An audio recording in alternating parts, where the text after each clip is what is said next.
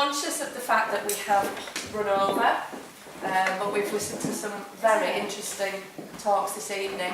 We do have a little bit of time for some questions, so I'd like to open it up to the floor, and if there's anybody who'd like to raise an issue, please feel free. My name's Sarah. Sarah Robinson, and I'm on the PCS group executive, and I work in Leicester DWP. Now, our trade union has done an awful lot of work about the alternative, and I hear all these people saying, "Oh, we have to make the cuts." We actually don't have to make the cuts.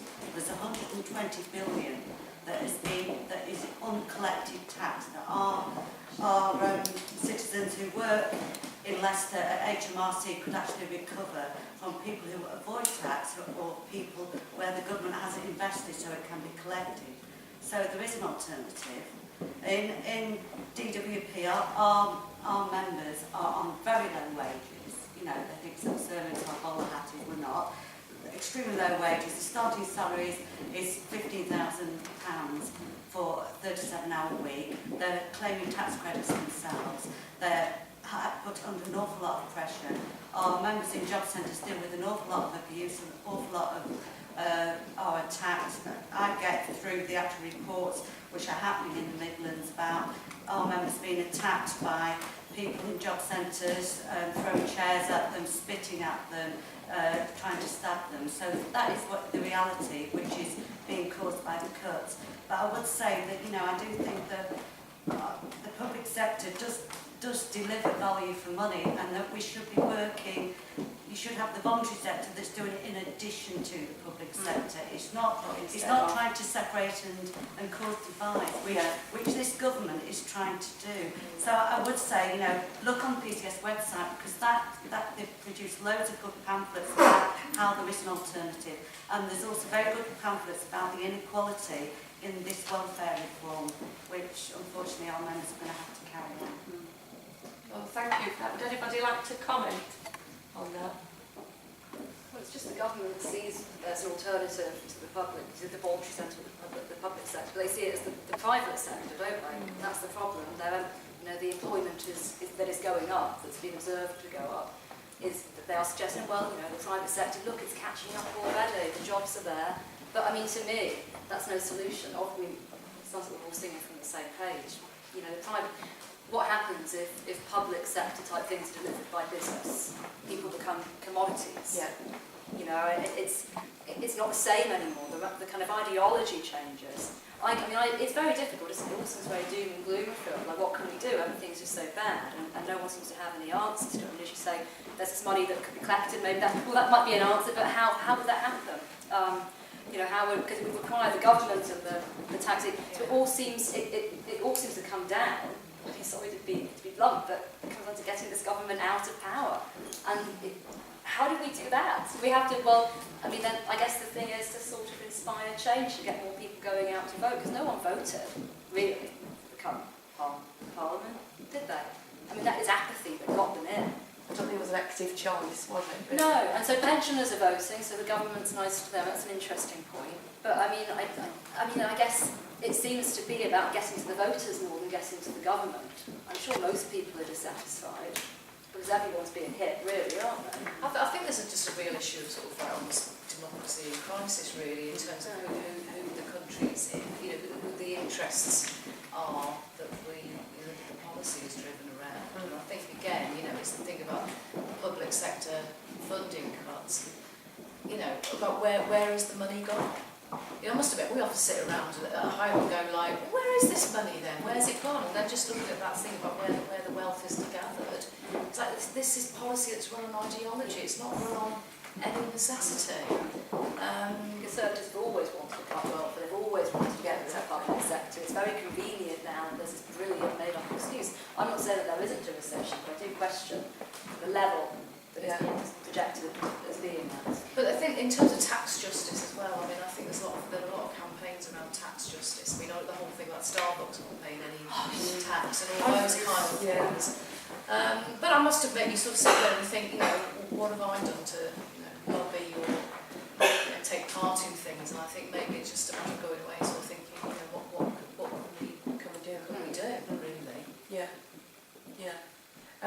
you? Yes. First of all, Lydia, I've heard your act over, quite a few years now. It's not the same level. And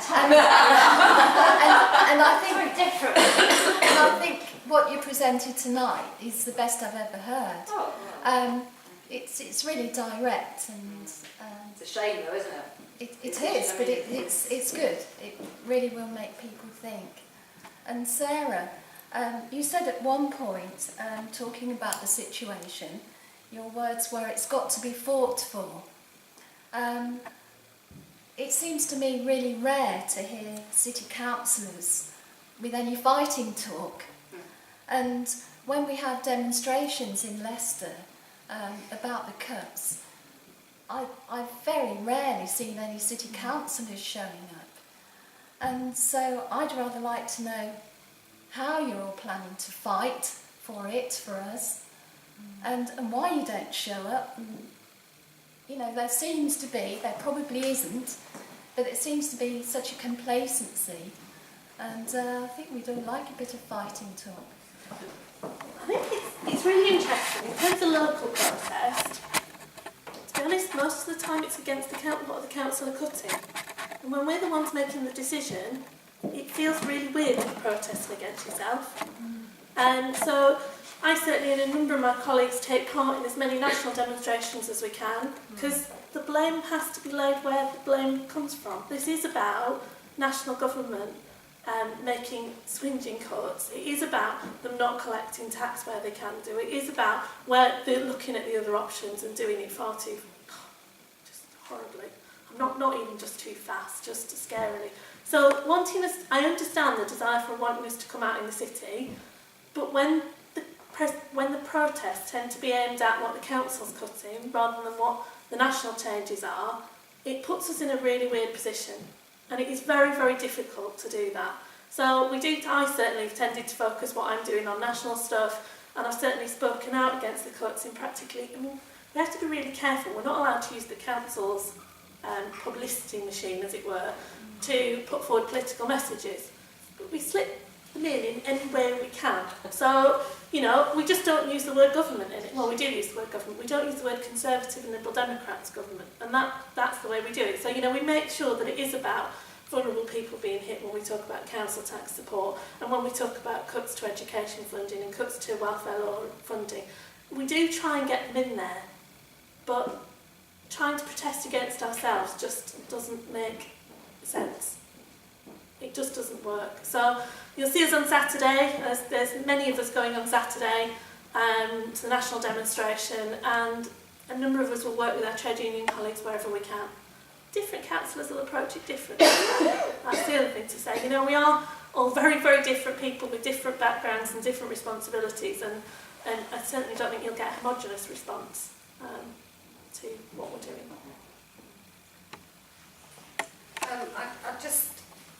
I do get quite frightened personally about what's happening to people around us.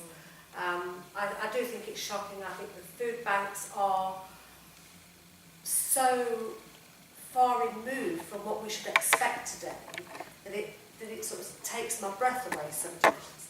The things that are going to impact on us all, or our families that we work with, and women particularly, are the council tax benefit changes, are the housing benefit changes, particularly the bedroom tax. If you've got a lone parent living in a house in Braunston, she's got 2 girls in a 3-bedroom house, she is going to have to move home at some point, because the council will say with 2 girls, they can have 1 bedroom, you need 1 bedroom, therefore you have a spare bedroom you don't need, you can't have that house. Where's that woman going to go? What support systems will she use as a result of moving? And it's that impact constantly coming round. And I think it was Sarah that said, which Sarah? I think it was Sarah Russell that said, we will have to build again.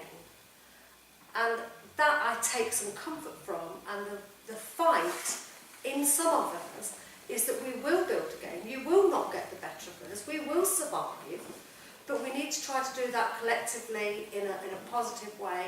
How we can do that as the Forsyth group, what campaigning we can do, how we can do that from within the voluntary sector, we need to think about very carefully. But we have to do something. And I think that's, for me, we have to do something. What that something is, I don't know. Yeah. And at the end of that. Hi. A word from the positive. I'm as worried as everyone else. I've actually come from Nottingham today. I used to live in Leicester. I've now come from Nottingham today. But a positive word that's been used several times is partnership and collaboration. Actually, one of the hopeful things which I wanted to kind of put forward is the fact that we're all in this room and there are different groups talking to each other. And I come, again, from another hopeful perspective, hopefully, from a new women's group that's set up, WEA, Women Leading Learning pilot scheme, that's just won an Excellence Award. I'm on the committee there, and I'm feeding back to them, it's why I'm one of the reasons Oh, why I'm right, here. okay, yeah. As to what you're doing, and from our perspective we would be interested, we don't know where that would come from, we're interested in creating links with various different groups, and next month, early next month, I think it's the 2nd of November, we've actually got something which is women in politics at every level going on. So I don't know any more than anyone else does where we go from here, except for that magic word, or those two magic words, partnership and collaboration. And with all the negative stuff that I'm going to think about, the stuff that comes up from that that's positive, Yeah. is that we're here. Yeah. And I just wanted to put that out. Thank you. Is it Pam? I can understand the difficulties of working within reduced budgets, but it's the allocation of funding within the reduced budget that concerns me. So I work for an organisation, we support victims of domestic abuse and sexual violence, and what's happened in the city in the last sort of 6 weeks or so is that we've lost funding for our refuge, and in actual fact the funding that's been allocated to the accommodation services has been reduced, but the funding for perpetrator programmes has suddenly been allocated. And when we know that the success of perpetrators programmes is very dubious and sort of quite limited, and we know how successful refuge movement is, it concerns me that the funding, the allocation of the funding is a problem. The level of funding is, of course, as well, but it's how we allocate the funding and what our priorities are. Any comments on that? Yeah, I mean, in terms of domestic violence funding, that was done through, in terms of the way it was changed, it'd gone from being lots and lots and lots of, and I know you know, I've explained to everybody, lots and lots of different contracts, to trying to get it all into one thing so we could look at it as one pot and keep it as a pot of money, and make sure that we kept that money going forward. And there's about a year of consultation looking at what was going on other places, about best practice around what some of the options were.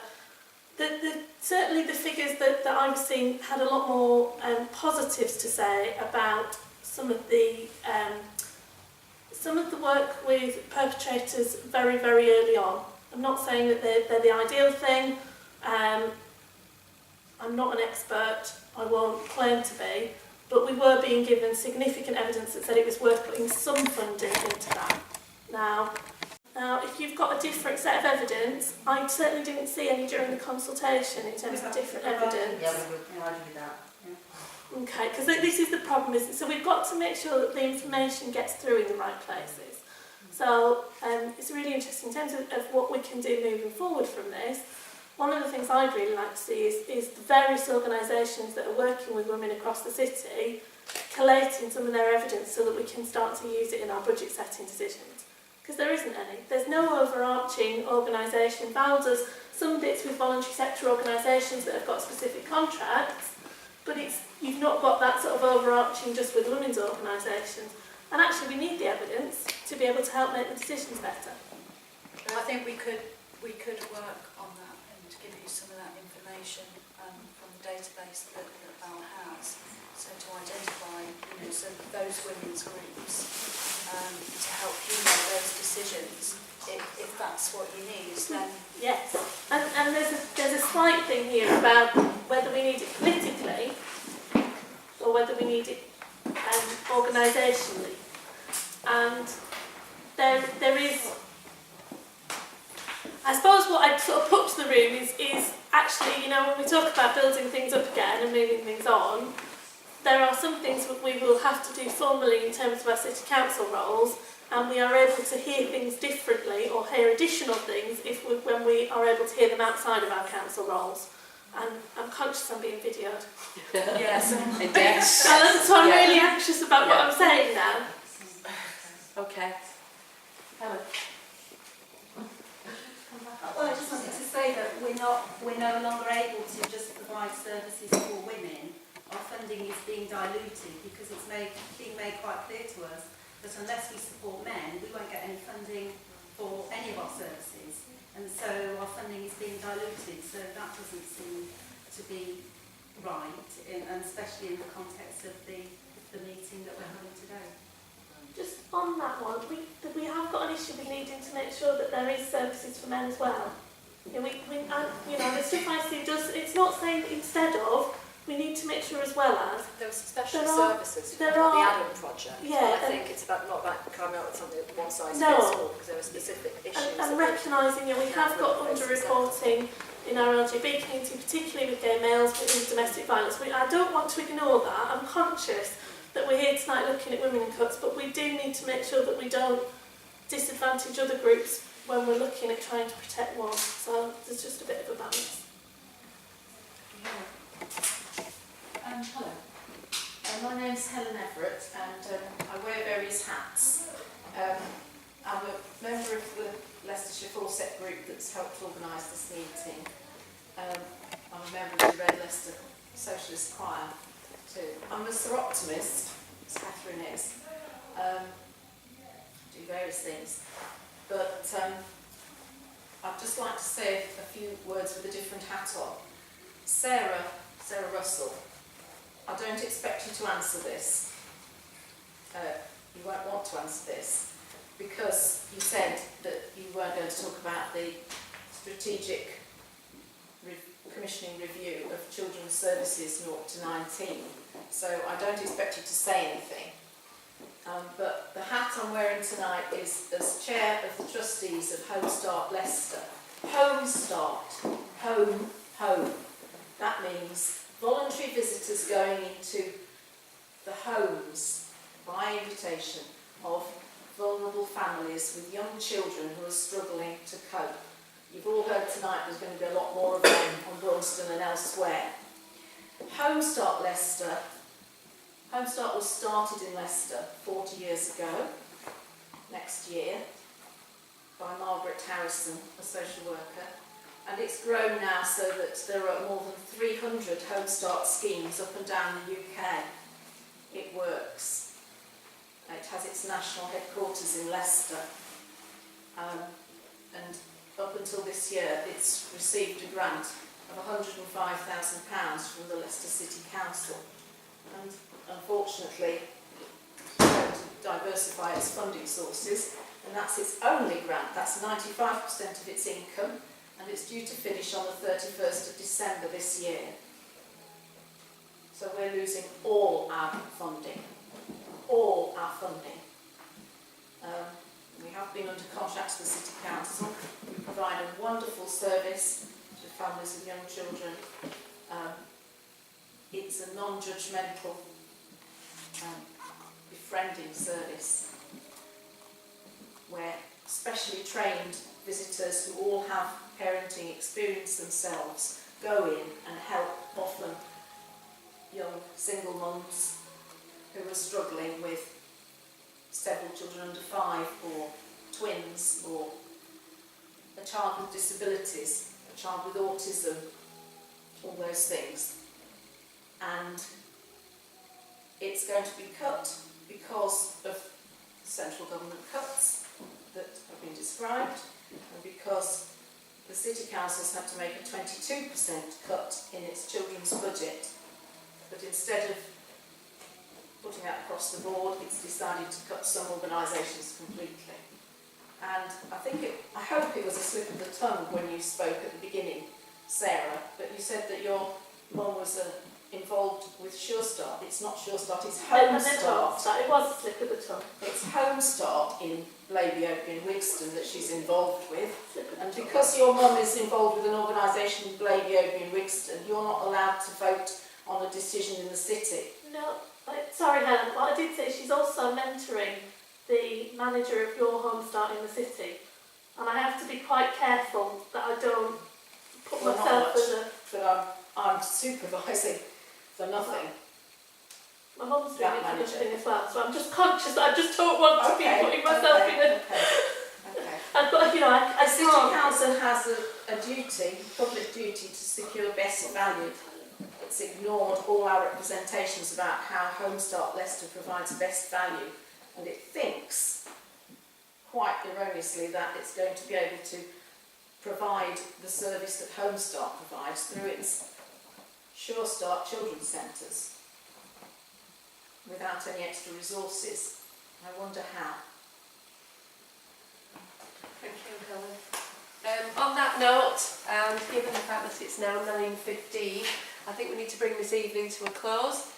I'd just like to say a little bit about the Leicestershire Fawcett group. We've taken a little bit of time to kind of establish ourselves. We have at the moment a small but quite active membership. We would like to encourage obviously a wider membership, and it's particularly heartening tonight to hear that there are people who are interested in making partnerships, because I think that is something that we can definitely take forward. The more groups that actually band together, the louder the voice, and clearly we need to be shouting very, very loudly at the moment if we're to have a hope in hell of protecting anything that's out there. So thank you all for coming. It's been really nice to see so many people here tonight. If there's anybody who would be interested in joining tonight, we have a special rate for people who fill in their form and pay this evening. The membership rates, if you join tonight, will be £10 or £5 unwaged for the year, which will be valid till next November when we have our AGM. So that's like a month free as well. Ordinarily it's £12 or £6. So, but we would really love to have some new members who could work with us and hopefully take some things forward. And are you laughing at all? I'm just saying we're going to be very busy tomorrow. We've brought up lots of things. Yes, We're indeed. just thinking, oh, tomorrow's going to be Friday. Well, We're very busy. I think it's given us all something to think about tonight, certainly. As I say, it would be absolutely wonderful if we could form some partnerships with people from groups that are represented tonight. And thank you all for coming. And I'd like to thank all our speakers for taking the time to come and participate in our event tonight. So if we give them one last round of applause. Thank you.